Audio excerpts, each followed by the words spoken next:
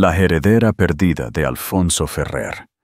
Madriguera de víboras en la Castellana. En una sala de vistas fría y estéril en los juzgados de la Plaza de Castilla, Elena Vidal estaba sola, enfrentándose a la sonrisa burlona del hombre que le había prometido un para siempre solo para desecharla como una baratija olvidada. Su exmarido, Marcos Tejada, y su carísimo abogado, el señor Velasco, la pintaban como una mujer desesperada y sin blanca, aferrándose a las migajas de un matrimonio fallido. Se mofaban de su vestido gastado, de su porte discreto y de su humilde petición de un acuerdo justo. La galería de público susurraba, y el juez Alonso parecía listo para desestimar su caso. Pero lo que nadie en esa sala sabía era que un secreto enterrado durante décadas estaba a punto de estallar. Un secreto vinculado a uno de los hombres más ricos y recluidos del mundo. Creían que estaban aplastando a una don nadie. Estaban a punto de descubrir que habían provocado a una heredera. La sala era un teatro de silenciosa crueldad, y Elena Vidal era la protagonista involuntaria de la tragedia. El aire, denso con olor a papel viejo y café rancio, le pesaba en los pulmones. Cada roce de un taco de notas, cada susurro ahogado de la galería parecía amplificar su aislamiento. Estaba sentada en la mesa del demandado, con la espalda completamente recta, una postura que había perfeccionado a lo largo de años de soportar calladas indignidades.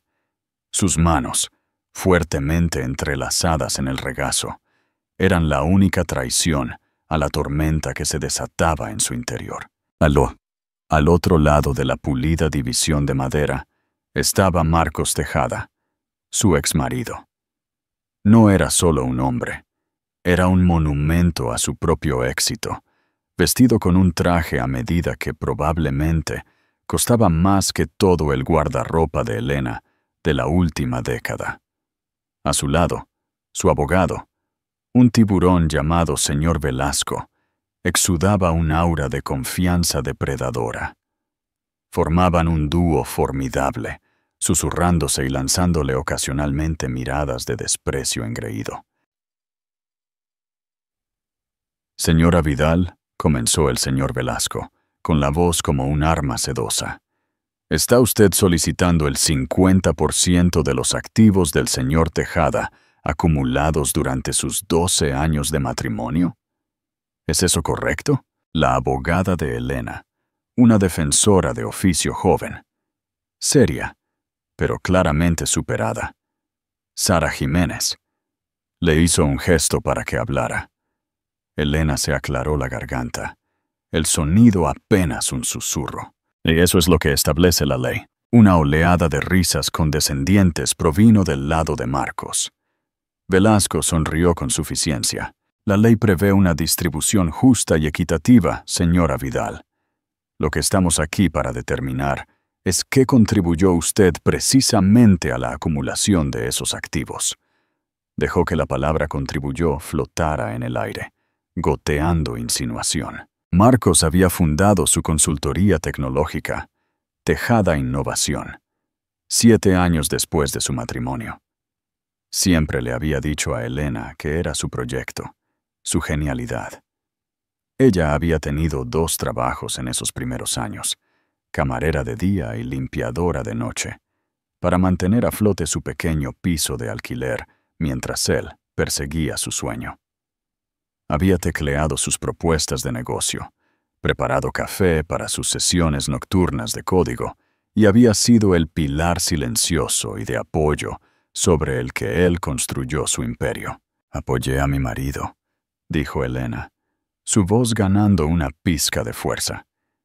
«Llevé nuestra casa, administré nuestras finanzas cuando casi no teníamos nada, y trabajé para pagar nuestras facturas para que él pudiera centrarse por completo en su empresa». Velasco soltó una risa seca y despectiva. «Quiere decir que hizo las tareas domésticas, señora Vidal. Un deber encomiable, pero sin importancia. Pero Tejada Innovación está ahora valorada en más de 90 millones de euros. No puede esperar seriamente que el tribunal crea que hacer cocido y pagar la factura de la luz le da derecho a 45 millones de euros. La galería se rió. Marcos se reclinó en su silla, con una expresión de orgullo justificado. Cruzó su mirada con la de ella y sacudió ligeramente la cabeza con lástima, como si su reclamación fuera lo más patético que había presenciado. Esa mirada fue más dolorosa que cualquiera de los ataques verbales de Velasco. Era la mirada de un hombre que la había borrado por completo de la historia de su vida compartida. Señoría, continuó Velasco girándose hacia el juez Alonso, que parecía aburrido. Mi cliente fue el visionario. Trabajó 100 horas a la semana. Consiguió las patentes, cortejó a los inversores y construyó la empresa desde cero. La señora Vidal, mientras tanto, no tiene título universitario ni habilidades profesionales de las que hablar. Ella fue ama de casa. Un papel perfectamente respetable, pero que no genera riqueza de esta magnitud. Sara Jiménez se puso de pie, con el rostro enrojecido por la indignación. Objeción. Las contribuciones no monetarias de mi cliente fueron esenciales para el éxito del señor Tejada. La ley reconoce esto como una sociedad matrimonial. Reconoce, sí. Pero seamos realistas sobre la escala, replicó Velasco con suavidad, sin esperar siquiera a que el juez dictaminara. Veamos sus circunstancias actuales, señora Vidal. Tomó un documento. Actualmente reside en un piso de una habitación en el barrio de Carabanchel. Trabaja como auxiliar de biblioteca a tiempo parcial. Sus ingresos anuales son, si estoy leyendo esto correctamente, poco menos de 24.000 euros. Hizo una pausa para que la disparidad surtiera efecto. El señor Tejada ha ofrecido amablemente un acuerdo único de 250.000 euros, una suma generosa que le permitiría empezar de nuevo, tal vez incluso conseguir parte de esa educación que nunca cursó. Sin embargo, usted lo rechazó. Está exigiendo una suma que es, francamente, ridícula. Esto no habla de un deseo de justicia, sino de pura y dura codicia. Elena sintió que sus mejillas ardían con un fuego caliente y vergonzoso. Él la hacía sonar como un parásito, una estafadora común. Miró a Marcos, esperando ver un destello del hombre con el que se había casado, el hombre que una vez había susurrado que eran un equipo, que su apoyo lo era todo. Pero sus ojos estaban fríos, distantes. Era un extraño. A su lado estaba sentada su nueva prometida, Isabel, una mujer joven y glamurosa, con un elegante traje de pantalón blanco, su cabello rubio perfecto, su expresión de aburrida superioridad. De vez en cuando le susurraba algo al oído a Marcos, y él sonreía. Ahora eran un equipo. Elena era solo un obstáculo que debía ser despejado. «Señora Vidal», dijo el juez Alonso, su voz teñida de impaciencia. «El señor Velasco presenta un argumento convincente. La oferta sobre la mesa parece más que justa, considerando su limitada participación en las operaciones directas del negocio. ¿Está segura de que desea continuar con esta reclamación tan ambiciosa?» Las palabras del juez eran una señal clara. Ya había tomado una decisión. Ella era la exesposa pobre que intentaba sacar provecho. Sus contribuciones eran invisibles, incuantificables y, por lo tanto, sin valor frente al reluciente patrimonio neto de 9 cifras de Marcos. El mundo pareció encogerse a su alrededor. Las paredes de la sala de vistas se cerraban. El peso de su juicio colectivo presionaba su pecho, dificultándole la respiración. La veían como pequeña, débil e insignificante. El fantasma de una vida de la que Marcos ya había pasado página. Abrió la boca para hablar, para defender los 12 años que había dedicado a su matrimonio, pero las palabras no salieron. Su garganta estaba tensa por las lágrimas de rabia y humillación no derramadas. En ese momento, mirando los rostros engreídos de Marcos y su abogado, Elena se sintió total y completamente derrotada. Cuando se convocó el receso para el almuerzo, Elena prácticamente huyó de la sala, los ecos de las burlas apenas veladas, siguiéndola por el pasillo de mármol. Encontró un banco de madera apartado en un pasillo tranquilo, el frío de la madera pulida filtrándose a través de su delgada chaqueta. Se sentía vacía, un cascarón de la mujer que alguna vez fue. Todo lo que quería era lo que era justo, lo que se le debía por sus años de sacrificio. Pero en su mundo de poder y dinero, la justicia era una mercancía que ella no podía permitirse. Sara, su abogada, la encontró unos minutos después, sosteniendo 2 tazas de café tibio de la máquina expendedora del juzgado. Se sentó junto a Elena, su juvenil optimismo visiblemente mellado. «No dejes que te afecten, Elena», dijo Sara, aunque a su voz le faltaba convicción. «Velasco es un matón. Esa es su estrategia. Hacerte sentir inútil para que aceptes su oferta ridícula». «Está funcionando», susurró Elena con la voz ronca. «Incluso el juez me mira como si fuera algo que ha raspado de su zapato. Solo necesitamos probar tu contribución. Necesitamos algo concreto. ¿Alguna vez asististe a reuniones de negocios? ¿Le ayudaste a escribir el código fuente? ¿Algo tangible?» Elena negó con la cabeza. Una nueva ola de desesperación la invadió. «No». Siempre decía que yo no lo entendería. Mantuvo esa parte de su vida separada. Dijo que era para protegerme del estrés. Ahora entendía que él no la estaba protegiendo. La estaba excluyendo, escribiéndola metódicamente fuera de su historia de éxito mucho antes de que ésta se escribiera. Mientras estaba sentada allí derrotada, su mente se desvió hacia atrás, buscando un salvavidas. Pensó en su infancia, un pasado del que rara vez hablaba. Había crecido en una serie de hogares de acogida, huérfana sin conocimiento de sus padres biológicos. Su expediente era escaso. Simplemente indicaba que su madre había fallecido en el parto y que su padre era desconocido. Era una existencia sin raíces, una que la había hecho anhelar la estabilidad que pensó haber encontrado con Marcos. Su mano se dirigió a un pequeño y sencillo medallón de plata que siempre llevaba puesto. Era lo único que tenía de su pasado, encontrado con ella cuando la dejaron en el hospital, cuando era un bebé. Era simple, sin adornos y sin valor monetario, pero era su único vínculo tangible con una historia que nunca había conocido. Lo abrió ahora, un hábito nervioso. Dentro había una diminuta fotografía descolorida en blanco y negro de una joven sonriente, su madre, asumió. En el otro lado, escondido detrás de la foto, había un minúsculo trozo de papel doblado. Había estado allí desde que podía recordar.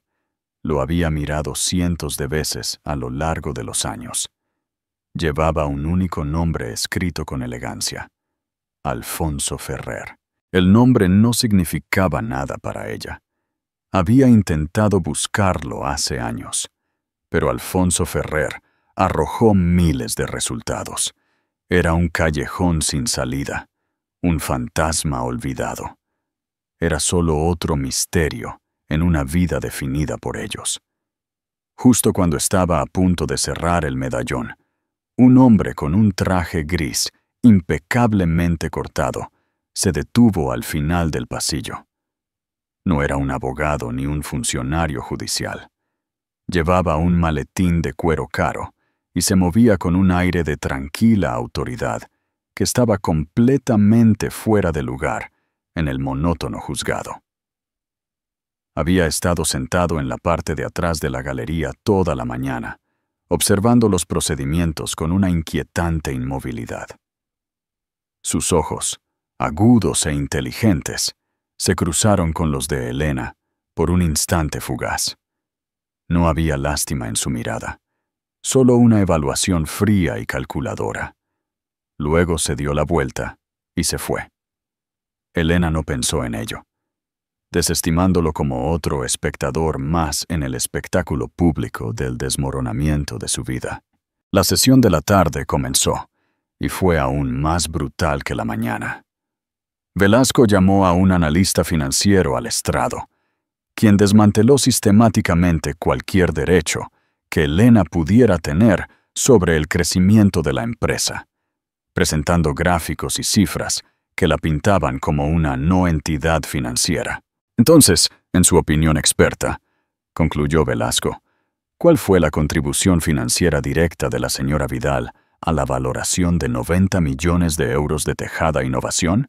El analista se ajustó las gafas. 0, dijo, la palabra resonando en la sala silenciosa. Su nombre no aparece en un solo documento de constitución, acuerdo de inversión o registro de patente. Desde un punto de vista puramente financiero y legal, no estuvo involucrada. Marcos no pudo reprimir una pequeña sonrisa triunfante. Se acabó. Elena lo sabía. Sara lo sabía. El juez ya estaba redactando mentalmente su fallo. Sara se levantó para un contrainterrogatorio final y desesperado. Pero una empresa no son solo documentos y patentes, ¿verdad? Es construida por personas. Requiere tiempo. Tiempo que el señor Tejada tuvo en abundancia porque mi cliente estaba en casa, creando un entorno que le permitía trabajar sin distracciones. Un noble sentimiento, dijo el analista condescendientemente, pero que no tiene cabida en un balance. Derrotada, Sara se sentó. El juez Alonso se aclaró la garganta, listo para emitir su veredicto. A la luz de la evidencia presentada, el tribunal se inclina a... Fue interrumpido por una conmoción repentina en la parte trasera de la sala. Las pesadas puertas de roble se abrieron de golpe y el hombre del traje gris entró. No estaba solo. Le seguían otras 2 personas que parecían más guardaespaldas corporativos que asistentes legales. Señoría, perdone la interrupción, dijo el hombre, su voz, tranquila pero resonante, atrayendo la atención inmediata.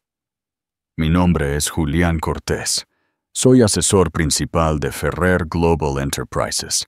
Estoy aquí por un asunto de extrema urgencia que concierne directamente a la demandada, la señora Elena Vidal.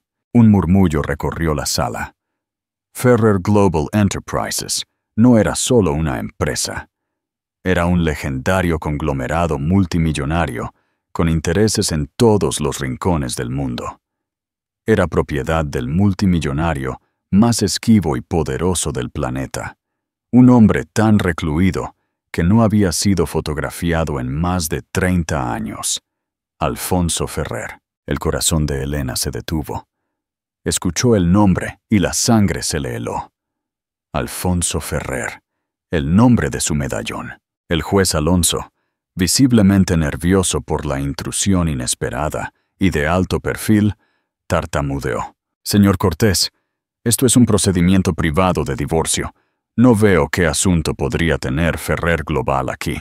La mirada del señor Cortés fue inquebrantable. No miró al juez. Miró directamente a Elena, con una expresión extraña, casi reverente, en su rostro. Por el contrario, señoría, dijo, su voz sonando con autoridad. Creemos que los verdaderos activos de la señora Vidal han sido gravemente, y quiero decir gravemente, subestimados. Marcos y Velasco intercambiaron miradas confusas e irritadas. ¿Qué tontería era esta? ¿Algún tipo de truco? Velasco se puso de pie. Objeción, señoría. Esta es una interrupción escandalosa. Este hombre no tiene legitimidad aquí. El señor Cortés simplemente levantó una ceja. Oh, creo que sí, dijo, abriendo su maletín. Sacó un único documento grueso encuadernado en cuero. Estoy aquí para ejecutar el último testamento legalmente certificado y recientemente actualizado de mi empleador. Verá, el señor Alfonso Ferrer falleció pacíficamente mientras dormía hace 48 horas. Un jadeo colectivo llenó la sala. La muerte de Alfonso Ferrer sería noticia de primera plana en todo el mundo. Continuó el señor Cortés, su voz bajando ligeramente mientras dirigía su penetrante mirada hacia una Elena atónita y temblorosa. Nombró a una única beneficiaria de toda su herencia, de 200.000 millones de euros, una persona que ha estado buscando durante más de 30 años, su única hija. Su hija. Dio un paso deliberado hacia adelante, sosteniendo el documento. Una mujer conocida por este tribunal como Elena Vidal, pero conocida por nosotros y por el mundo a partir de este momento, como Elena Annalise Ferrer. La sala, que había sido un murmullo bajo de susurros y roces de papel, cayó en un silencio tan profundo que era casi ensordecedor. El único sonido era el latido frenético del propio corazón de Elena, un tambor salvaje contra sus costillas. Elena Annalise Ferrer. El nombre era ajeno, una cadena de sílabas que se sentían como si pertenecieran a otra persona, alguien de una novela o una película. Sin embargo, el nombre en su medallón, el secreto que había llevado toda su vida, era Alfonso Ferrer. No podía ser una coincidencia. Era imposible. El rostro de Marcos era una máscara de absoluta incredulidad. Su boca colgaba ligeramente abierta, su postura confiada, colapsando sobre sí misma, como si su columna vertebral se hubiera convertido en gelatina. Su abogado, el señor Velasco, parecía igualmente estupefacto. Su aguda mente legal luchaba visiblemente por procesar el evento sísmico que acababa de ocurrir. Miró de la imponente figura de Julián Cortés a Elena y viceversa, como si intentara reconciliar la imagen de la mujer mansa y sin blanca en la mesa del demandado con el nombre de la heredera más poderosa del planeta. El juez Alonso, por su parte, parecía como si le hubiera caído un rayo. Miró al señor Cortés, luego al testamento encuadernado en cuero en su mano, su autoridad judicial completamente usurpada. «Señor Cortés, ¿está seguro? Esto es muy irregular. Le aseguro que nuestra certeza es absoluta, señoría», respondió Cortés con frialdad, su compostura en marcado contraste con las ondas de choque que se extendían por la sala. Hemos pasado décadas e importantes recursos buscando a la señorita Ferrer. Tenemos confirmación de ADN, registros de nacimiento que fueron sellados por orden judicial y correspondencia de toda la vida del señor Ferrer a su hija perdida. La evidencia es irrefutable. Colocó el testamento en el escritorio del secretario con un golpe suave y definitivo. El último testamento de Alfonso Ferrer. Nombra a su hija, Elena Annalise Ferrer, nacida Elena Annalise Vidal, como la única heredera de su patrimonio, sus propiedades, sus empresas y toda su fortuna líquida. La transferencia de activos ya está en marcha. Elena se sintió mareada. El mundo se inclinaba sobre su eje. Su padre. Tenía un padre que la había estado buscando. Toda su vida había creído que era una nota a pie de página no deseada en la historia de otra persona. Ahora era el libro entero. El peso de esta revelación era aplastante, estimulante y aterrador a la vez. Su mente recordó cada cumpleaños solitario, cada fiesta pasada con familias de acogida, cada momento en el que había anhelado una conexión con su pasado. Había estado allí todo el tiempo, una verdad de 200.000 millones de euros, esperando ser descubierta. Fue Marcos quien rompió el silencio. Se puso de pie de un salto, su voz un chirrido ahogado e incrédulo. Esto es una locura. Es un truco. Ella no es nadie. Estuve casado con ella durante 12 años. Es una auxiliar de biblioteca, por el amor de Dios. Ella no sabe nada de nada. Su pánico era palpable. No solo estaba perdiendo una discusión, estaba viendo cómo se derrumbaba todo el fundamento de su realidad. La mujer que había desestimado como un ama de casa de mente simple era de repente la persona más rica que jamás había conocido. Por un factor de miles, el señor Velasco, recuperando el sentido, rápidamente trató de darle un giro a la situación. Señoría, esto no cambia nada sobre los procedimientos. Esta supuesta herencia ocurrió después de su separación. No es un activo conyugal.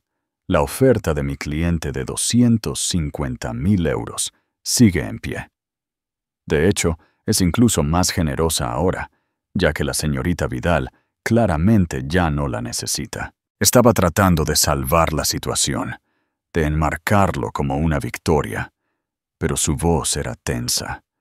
Su habitual suficiencia reemplazada por una energía desesperada y frenética. Julián Cortés giró la cabeza lentamente para enfrentarse a Velasco, una sonrisa delgada y sin humor dibujada en sus labios. Usted no entiende, letrado. No estoy aquí para discutir la herencia de la señorita Ferrer en lo que respecta a este divorcio.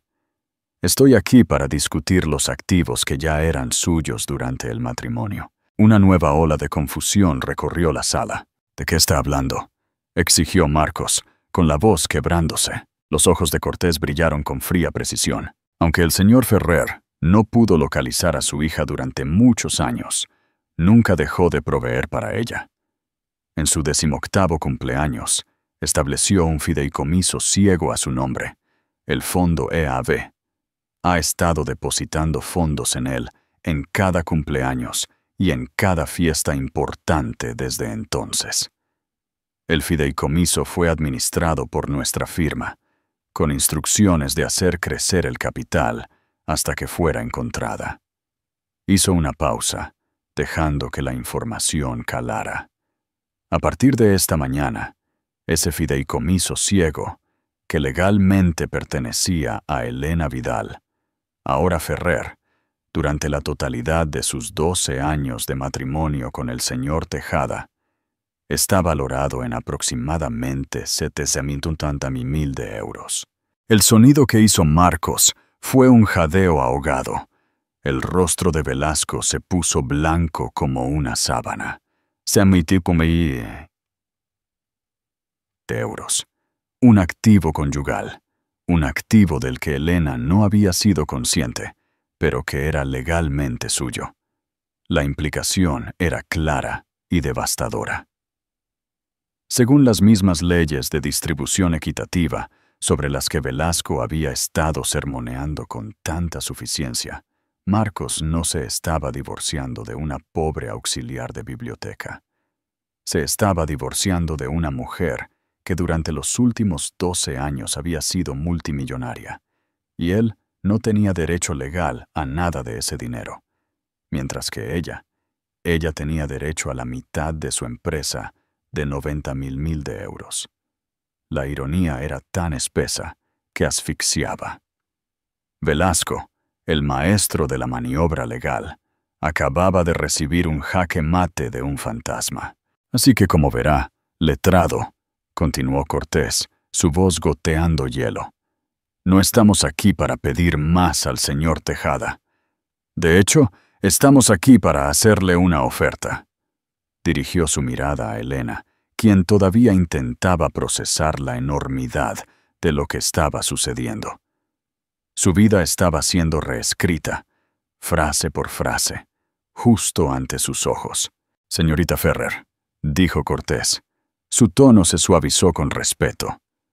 Con su permiso, Nos gustaría retirar formalmente su reclamo por el 50% de Tejada Innovación. Los ojos de Marcos se abrieron con un destello de esperanza desesperada. ¿Estaba libre? ¿Y en su lugar?, dijo Cortés, dirigiendo su mirada letal de nuevo a Marcos. Presentaremos una contrademanda. Estaremos exigiendo el 50% de todos los activos conyugales.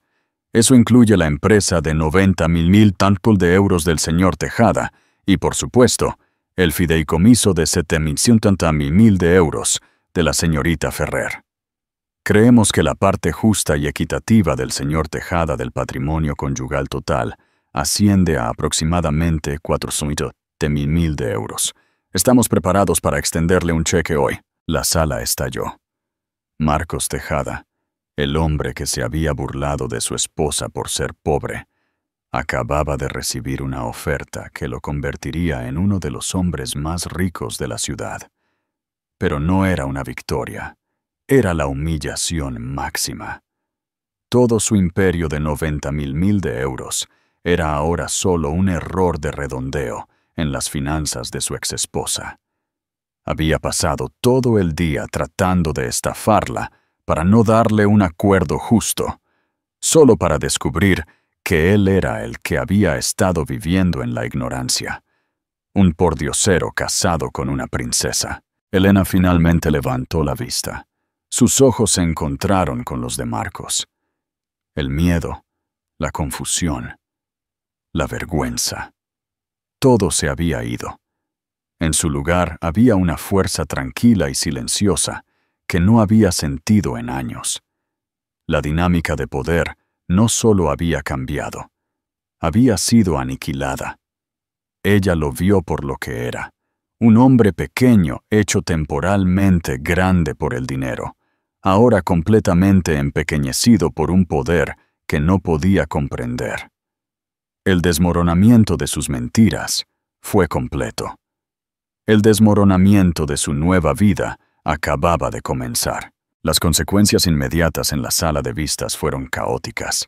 Los periodistas que habían estado cubriendo perezosamente lo que asumían que era un divorcio amargo y rutinario, ahora se apresuraban, sus teléfonos pegados a las orejas, mientras ladraban los titulares increíbles a sus editores.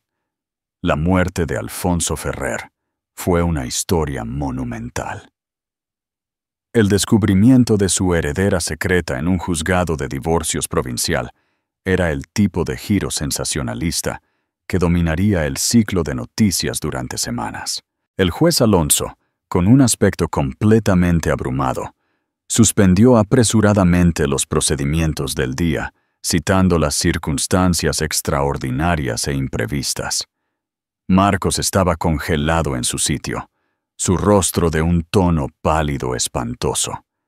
Su prometida Isabel, que había mirado a Elena con tanto desdén, ahora la miraba con una mezcla de asombro y terror, como si Elena de repente hubiera echado alas y un halo.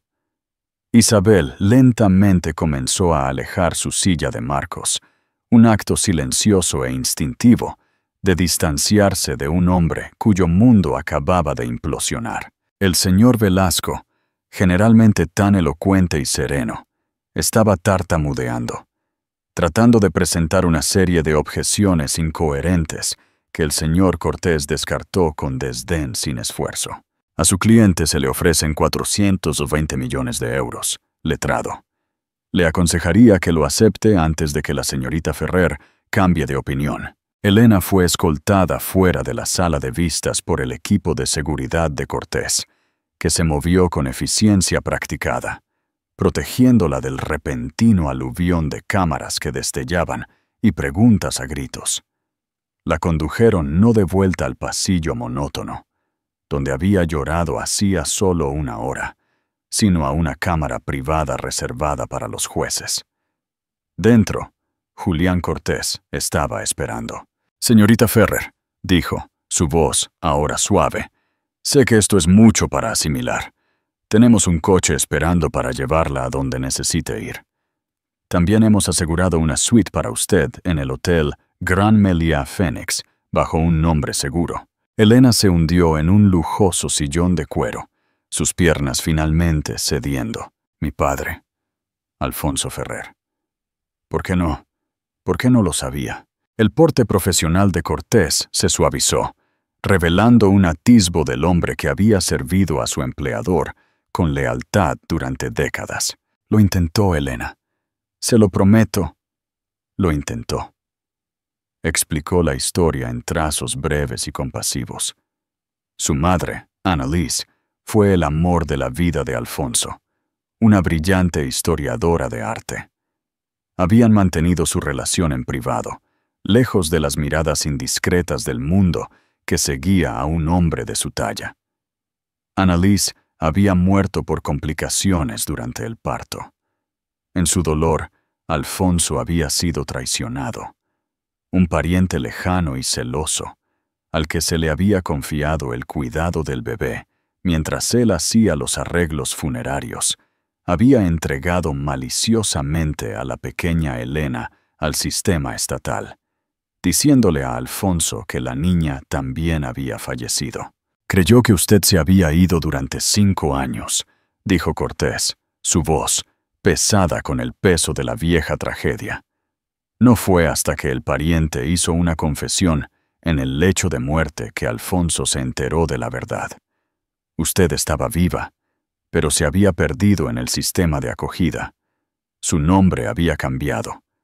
La ha estado buscando desde entonces. Invirtió miles de millones en la búsqueda, contratando a los mejores investigadores del mundo. Pero usted se había mudado tantas veces y los registros de esa época eran imperfectos.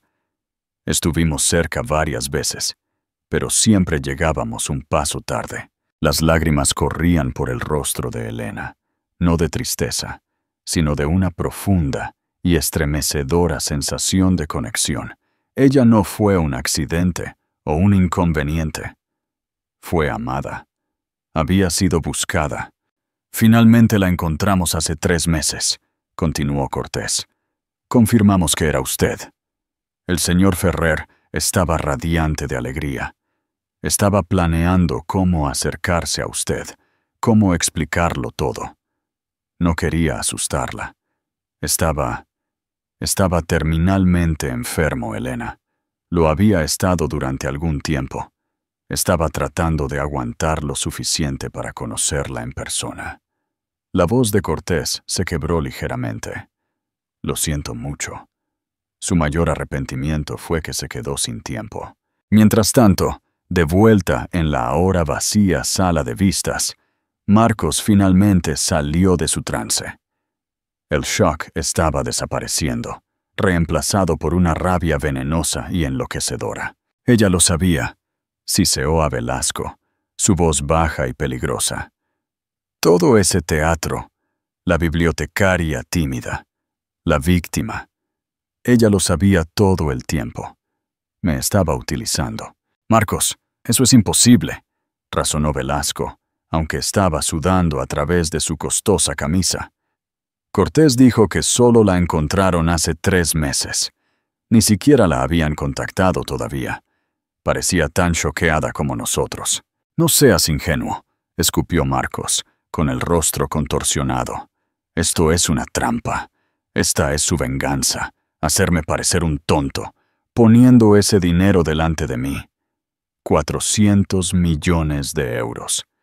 Ella quiere que acepte una limosna suya. La humillación era un veneno en sus venas. Durante 12 años, él había sido el proveedor, el genio, el que tenía el control. Había construido su identidad sobre la base de su superioridad sobre ella. La revelación de que ella había sido, en secreto, más rica y poderosa que él todo el tiempo, era una amenaza existencial. Invalidaba toda la narrativa de su vida. «Luchamos contra esto», declaró Marcos, con los ojos desorbitados. «No me importa lo que cueste. Impugnamos el testamento. Impugnamos el fideicomiso. Alegamos que ella ocultó activos, fraude, algo. Velasco miró a su cliente como si hubiera perdido la cabeza. Marcos, no tienes fundamentos. Seríamos el hazmerreír del tribunal. Tienen pruebas de ADN. Son Ferrer Global. Su equipo legal podría comprar y vender toda nuestra firma antes del desayuno. Se le acaba de ofrecer una suma de dinero que le cambiaría la vida. Acepta la victoria. ¡No es una victoria!, rugió Marcos, golpeando la mesa con el puño. ¡Es una vergüenza! Construí una empresa de 90 millones de euros con mis propias manos. No seré reducido a una nota a pie de página en el caso de caridad de mi exesposa. Su ego, una cosa frágil e hinchada, no pudo resistir el golpe. No podía aceptar la realidad de que su éxito, que había guardado con tanto celo, era ahora insignificante. El resentimiento estaba echando raíces, una cosa oscura y retorcida. No se limitaría a tomar el dinero y marcharse. Intentaría derribarla. No podía soportar la idea de que Elena Vidal, la mujer que había desechado, ahora lo mirara desde una altura inimaginable. Demostraría que ella no era digna. La expondría como un fraude, incluso si eso significaba destruirse a sí mismo en el proceso. Su orgullo, lo mismo que lo había llevado al éxito, lo estaba conduciendo ahora por un camino de autodestrucción. Se había burlado de ella por su pobreza. Ahora la odiaría por su riqueza. Los días que siguieron fueron un borrón para Elena. Ya no era solo Elena Vidal. Era un titular. La cenicienta multimillonaria, la heredera secreta, la mujer más rica de la que nunca habías oído hablar. Los paparazzi estaban acampados frente al hotel Gran Meliá Phoenix. Todos los canales de noticias publicaron perfiles especulativos, tratando de reconstruir la vida de la mujer que había heredado el mundo. Julián Cortés y su equipo actuaron como un escudo impenetrable. Manejaron a la prensa, gestionaron la logística y comenzaron la tarea monumental de guiar a Elena a través del imperio que ahora era suyo. La escala era incomprensible. Ferrer Global no era solo una empresa, era una entidad soberana. Tenía divisiones en tecnología, energía renovable, productos farmacéuticos y transporte marítimo global. Empleaba a más de 500,000 de personas en todo el mundo. Elena se sentó en reuniones en una extensa suite en el ático que servía como centro de mando temporal. Miembros de la junta directiva, jefes de división y asesores financieros, todos figuras poderosas e intimidantes por derecho propio, volaron de todo el mundo para conocer a su nueva dueña. Hablaban en un lenguaje de adquisiciones, capitalización de mercado y compras apalancadas que le era completamente ajeno. Ella escuchó en silencio, su rostro una máscara de calma.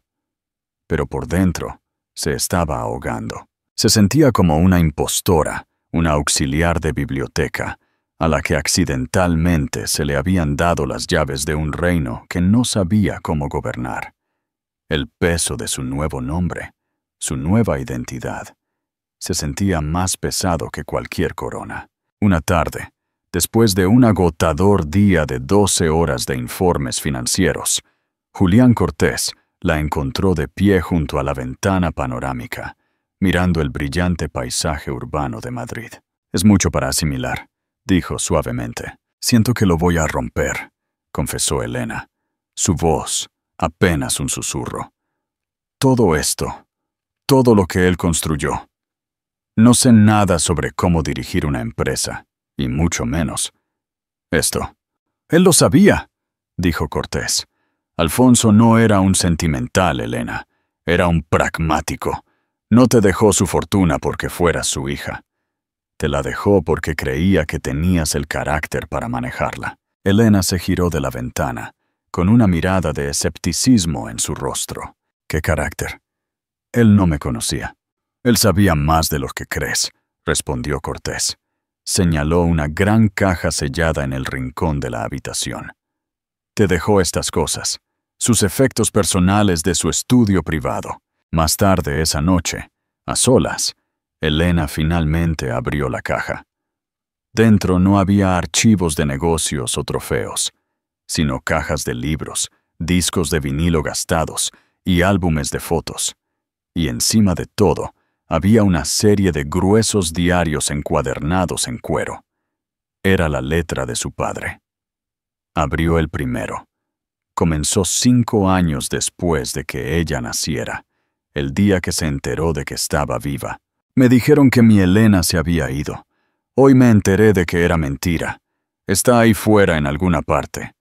Tengo una hija, y no descansaré hasta que la encuentre. Elena leyó durante horas, las lágrimas empañando las páginas. Leyó sobre sus esperanzas para ella, sus miedos. Le escribió como si estuviera allí con él. Detalló sus decisiones de negocio, no en términos de pérdidas y ganancias, sino en términos del mundo que quería construir para ella. Un mundo que esperaba que algún día heredara y mejorara. Escribió sobre su filosofía, que la verdadera fuerza no se trataba de agresión o ambición, sino de integridad, empatía y resiliencia. El dinero es una herramienta, Elena, rezaba una entrada. Puede construir o puede destruir. Revela el carácter. No lo crea. He visto lo que la codicia le hace a los hombres. Se vuelven huecos. Rezo para que nunca pierdas tu corazón, porque es un tesoro mucho mayor que cualquier cosa que pueda dejarte. A través de sus palabras, finalmente conoció a su padre. No era solo un multimillonario. Era un hombre de profunda inteligencia, profundidad y amor. Y en sus descripciones de la hija que esperaba encontrar, ella comenzó a verse a sí misma. Él no había estado buscando a una CEO. Había estado buscando a una persona de sustancia. Había confiado en que la niña perdida en el mundo se convertiría en una mujer de integridad. Mientras tanto, Marcos estaba cumpliendo su amenaza. Impulsado por una mezcla tóxica de orgullo herido y negación absoluta, rechazó oficialmente la oferta de acuerdo. Su abogado, el señor Velasco, con un aspecto profundamente incómodo, presentó una moción para impugnar la validez del fondo EAV, alegando que Elena había cometido fraude conyugal al no revelar el activo. Era un argumento legal ridículo destinado a fracasar, pero su propósito no era ganar en la corte. Su propósito era acosar, retrasar y arrastrar el nombre de Elena por el fango. Marcos concedió una serie de entrevistas desastrosas a los medios sensacionalistas, pintando a Elena como una intrigante manipuladora. Ella jugó el juego largo, afirmó, su rostro una máscara de falsa sinceridad. Fingió ser simple, contentarse con nada, todo mientras estaba sentada sobre una fortuna secreta. Todo nuestro matrimonio fue una mentira. El público, inicialmente comprensivo con la Cenicienta multimillonaria, comenzó a vacilar. La narrativa que Marcos estaba hilando era insidiosa y, para algunos, creíble. ¿Podría alguien realmente no ser consciente de tal fortuna? Elena vio una de las entrevistas en una tableta en su suite, su rostro impasible. Hace unos días, sus palabras la habrían destrozado. Ahora se sentían como guijarros lanzados contra la pared de una fortaleza. Había pasado 12 años siendo definida por él. Había terminado. Cogió el teléfono y llamó a Julián Cortés. «Julián», dijo, su voz clara y firme. «Estoy lista. Programa una reunión de la junta directiva completa para mañana por la mañana en la sede principal. Es hora de que me presente». Ya no era solo la heredera. Leyendo los diarios de su padre, había encontrado su propósito. No iba a romper su legado. Iba a honrarlo. La corona era pesada, pero su padre había creído que ella era lo suficientemente fuerte para llevarla. Era hora de que ella también empezara a creerlo. Y su primera orden del día sería lidiar con el fantasma de su pasado. Marcos Tejada. La sede de Ferrer Global era una torre elegante e imponente de cristal y acero que atravesaba el skyline de la ciudad. Era un monumento al poder, un lugar donde se tomaban decisiones que podían alterar el curso de naciones enteras. Cuando Elena salió del sedán blindado flanqueada por su equipo de seguridad, sintió un temblor de su vieja inseguridad. Pero luego enderezó los hombros, recordando las palabras de su padre. Nunca dejes que te vean dudar de ti mismo, incluso cuando lo hagas. Estaba vestida no con los vestidos de alta costura que esperaban los medios, sino con un vestido de negocios sencillo, elegante y gris oscuro. Era una declaración. No era una socialité. No era una celebridad. Estaba aquí para trabajar. La sala de juntas estaba en el piso superior, un espacio cavernoso, con una mesa con capacidad para 40 personas.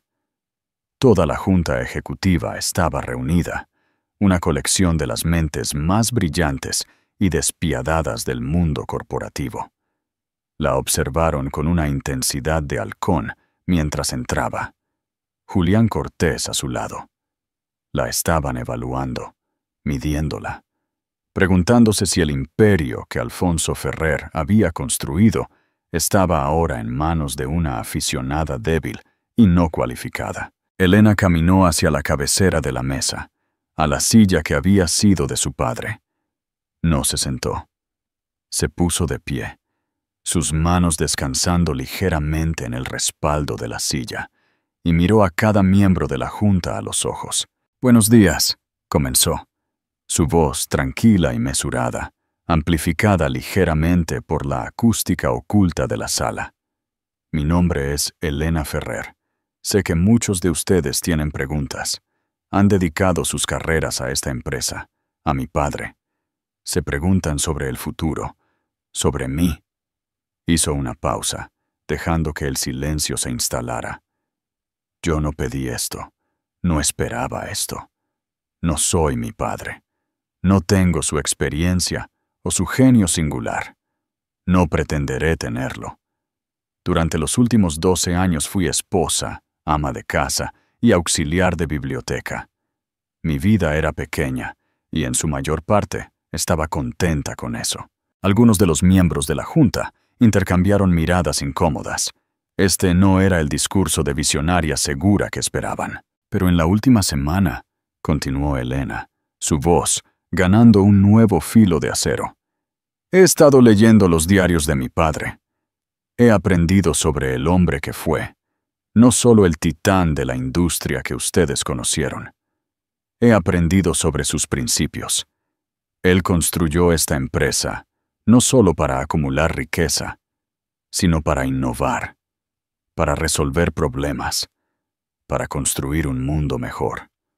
Él creía en la integridad, despreciaba a los matones y confió en que yo, su hija, continuaría ese legado». Finalmente los miró a todos, su mirada recorriendo la sala. «Y no le fallaré».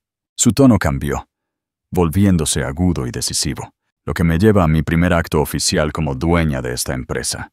Es un pequeño asunto de limpieza personal, pero que siento que es necesario abordar antes de seguir adelante. Hizo un gesto a un ayudante, que atenuó las luces y encendió una gran pantalla detrás de ella. Una imagen del rostro sonriente de Marcos Tejada, tomada de una de sus entrevistas sensacionalistas, llenó la pantalla. «Este es Marcos Tejada», dijo Elena, su voz desprovista de emoción. «Mi exmarido. Como sabrán, ha rechazado un acuerdo de 420 millones de euros y ha elegido en su lugar participar en una campaña de acoso público y litigios sin fundamento contra mí, y por extensión, contra esta empresa. Hizo clic en un control remoto. Apareció una nueva diapositiva que detallaba Tejada Innovación, su cuota de mercado, sus clientes clave, sus patentes. Tejada Innovación es una consultoría tecnológica exitosa, aunque modesta, afirmó Elena. Sin embargo, su principal contrato de servidor, que representa el 60% de su capacidad operativa, es con una subsidiaria nuestra. Además, su cliente más grande, el grupo Sterling Reed, depende de una red de logística propiedad y operada por Ferrer Global Shipping, y su patente más valiosa fue desarrollada utilizando un algoritmo fundamental que, sin que el señor Tejada lo supiera, fue licenciado de una incubadora de tecnología de Ferrer Global hace 10 años, una licencia que está lista para ser renovada el próximo mes. Los miembros de la Junta comenzaron a murmurar. Estaban empezando a entender. El alcance de Alfonso Ferrer era tan vasto que era casi imposible hacer negocios en cualquier sector sin, en algún nivel, hacer negocios con él. Marcos, en su arrogancia, no tenía idea de que los cimientos mismos de su empresa estaban apuntalados por el imperio de la mujer que estaba tratando de destruir. El señor Tejada cree que es una historia de éxito independiente, dijo Elena, su voz ahora fría como el hielo. Se equivoca. Es un inquilino en una casa que cree que posee, y yo... Hizo una pausa, dejando que las palabras flotaran en el aire. Soy la arrendadora. Apagó la pantalla. Julián, por favor, informa a nuestro equipo legal de lo siguiente. Con efecto inmediato, rescindimos el contrato de servidor con Tejada Innovación, citando el incumplimiento de una cláusula de ética de socios recién invocada. Segundo, informa al grupo Sterling Reed que debido a una reorganización estratégica, sus costes de logística a través de nuestra red aumentarán en un 300%, a menos que elijan asociarse con uno de nuestros consultores tecnológicos preferidos. Finalmente, informa a Tejada Innovación que su licencia de algoritmo no será renovada. Julián Cortés simplemente asintió, con un brillo de profundo respeto en sus ojos. La Junta se quedó en silencio, atónita. Con 3 frases, Elena no solo había atacado a la empresa de Marcos, la había desmantelado quirúrgica y despiadadamente. Estaría en quiebra en 6 meses. En cuanto al divorcio, continuó, retiramos la oferta de 420 millones de euros. Mi reclamo original sigue en pie. Tengo derecho al 50% de su empresa. Tomaré mis acciones valoradas en 45 millones de euros. Cuando la empresa se derrumbe, esas acciones no valdrán nada. Pero habré dejado claro mi punto. Miró alrededor de la sala de juntas de nuevo. El escepticismo se había ido, reemplazado por una mezcla de shock, asombro y quizás un poco de miedo. Habían esperado una bibliotecaria. Habían conseguido a una Ferrer. Mi padre despreciaba a los matones, repitió, su voz ahora suave, pero con un peso inmenso. Me enseñó a través de sus palabras que el poder no debe usarse para la venganza personal, pero debe usarse para proteger lo que es tuyo y para terminar decisivamente con las amenazas. El señor Tejada es una amenaza. Hoy esa amenaza ha terminado. ¿Ahora?, dijo, finalmente tomando asiento a la cabecera de la mesa. Hablemos del futuro de la división de energía renovable de Ferrer Global. Ella era la arquitecta de sus propias consecuencias, ya no la víctima de ellas. No solo llevaba la corona, estaba empuñando el cetro. Y el mundo estaba a punto de ver lo que Elena Ferrer realmente podía hacer. La noticia del inminente colapso de Tejada Innovación golpeó al mundo financiero como un maremoto. Sucedió con una velocidad asombrosa. Primero se anunció la rescisión del contrato de servidor, un golpe devastador que provocó el pánico entre los otros clientes de Marcos. Luego llegó la noticia de la subida de precios de la logística, lo que hizo que su cliente más grande, Sterling Reed, cortara públicamente los lazos en cuestión de horas. El último clavo en el ataúd fue la no renovación de la licencia del algoritmo, lo que dejó obsoleto el producto principal de su empresa. Marcos estaba apoplético. Estaba arruinado. Su empresa de 90 millones de euros, toda la fuente de su orgullo e identidad, se había reducido a cenizas en menos de 24 horas. Intentó defenderse, gritando a los medios sobre sabotaje corporativo y prácticas desleales. Pero nadie escuchaba. Se había metido en una pelea con Ferrer Global, y el resultado era tan predecible como la salida del sol por el este. Había sido una mosca golpeando a un gigante, y el gigante finalmente había devuelto el golpe. Su prometida Isabel vio el destino. La vida glamurosa que Marcos le había prometido se había desvanecido. Se había ido al final de la semana, dejando una breve nota y un anillo de compromiso caro en la encimera de mármol de su ático, ahora muy hipotecado. El señor Velasco, con su propia reputación hecha jirones por haber aconsejado a Marcos un curso de acción tan suicida, se retiró formalmente del caso. Marcos se quedó con un abogado de segunda fila que le aconsejó que tomara lo que pudiera conseguir. La fecha final en el tribunal fue un marcado contraste con la primera. La sala estaba repleta no de espectadores aburridos, sino de serios periodistas financieros. Elena llegó en silencio, flanqueada por Julián Cortés. Llevaba un sencillo vestido de color crema, con un aspecto sereno y compuesto. Marcos ya estaba allí, una versión encogida y demacrada de su antiguo yo. Su traje a medida estaba arrugado, su rostro sin afeitar, y sus ojos estaban llenos de un odio derrotado y vacío. Miró a Elena, pero no quedaba fuego en él, solo las brasas frías de su propia arrogancia. Los procedimientos fueron breves.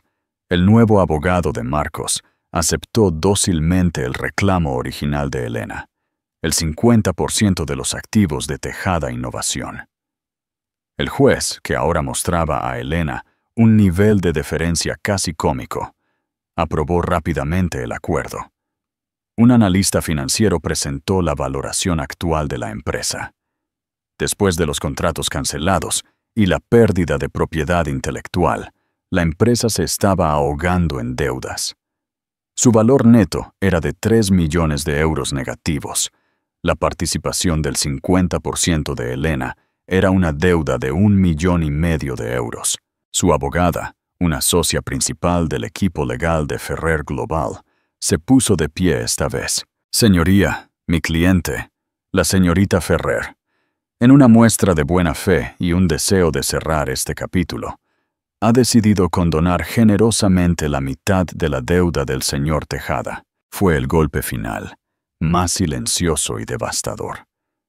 No solo estaba tomando su empresa, lo estaba absolviendo de la deuda, un acto de caridad que subrayaba el abismo infinito que ahora se abría entre ellos. No fue un acto de bondad, sino un gesto final y despectivo de poder. Lo estaba dando por perdido, no solo como marido, sino como una anotación en un balance. Después de que cayó el mazo, Elena se puso de pie y salió de la sala de vistas sin mirar atrás. Marcos permaneció sentado, un hombre roto que se quedó con nada más que la humillación pública que él mismo se había buscado. Elena no regresó a la suite del ático del hotel. En su lugar, le pidió a su chofer que la llevara a un lugar que no había visitado en años, la pequeña y destartalada biblioteca pública donde solía trabajar. Caminó por los pasillos familiares, el olor a libros viejos, un bálsamo reconfortante. Pasó los dedos por los lomos gastados, recordando la tranquilidad que había encontrado en este lugar, un santuario de su matrimonio infeliz. Se dio cuenta entonces de que su vida anterior no había sido una debilidad. Su naturaleza tranquila, su amor por los libros, su capacidad para aguantar. Estos no eran defectos de los que burlarse. Eran la fuente de su fuerza. Fue en los momentos de tranquilidad donde se forjó su carácter, el carácter en el que su padre había confiado. Marcos, con todo su ruido y fanfarronería, era el débil. Su fuerza era prestada del dinero y el estatus. La suya era innata. De pie allí, entre las historias de siglos, Elena Ferrer, la heredera secreta, finalmente lo entendió. No había heredado una fortuna, había heredado una responsabilidad. Su victoria no fue aplastar a Marcos o los miles de millones de euros ahora a su disposición. Su victoria fue la tranquila comprensión de su propio valor.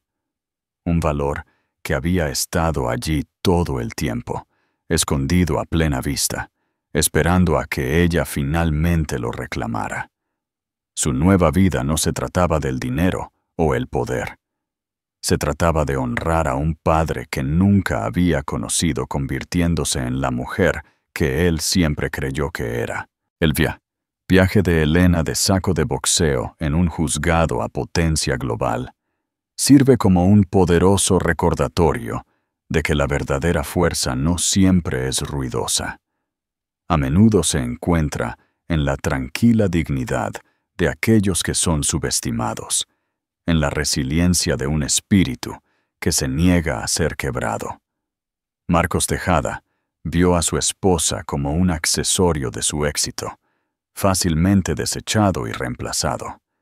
Nunca se molestó en mirar más profundamente, en ver la integridad y la fortaleza que se escondían bajo su exterior silencioso.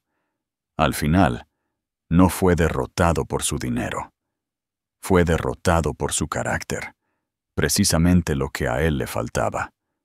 Su historia es un testimonio de la idea de que nuestro pasado no define nuestro futuro, y que a veces los cambios más profundos en la vida no provienen de lo que buscamos, sino de quienes somos realmente. Pregunta al público, ¿qué pensó de la decisión final de Elena? ¿Fue justicia o fue un acto de misericordia? Déjanos tu opinión en los comentarios a continuación. Y si disfrutaste de esta historia de justicia kármica y fuerza oculta, por favor, dale a me gusta, comparte este video con un amigo y asegúrate de suscribirte para más dramas increíbles de la vida real.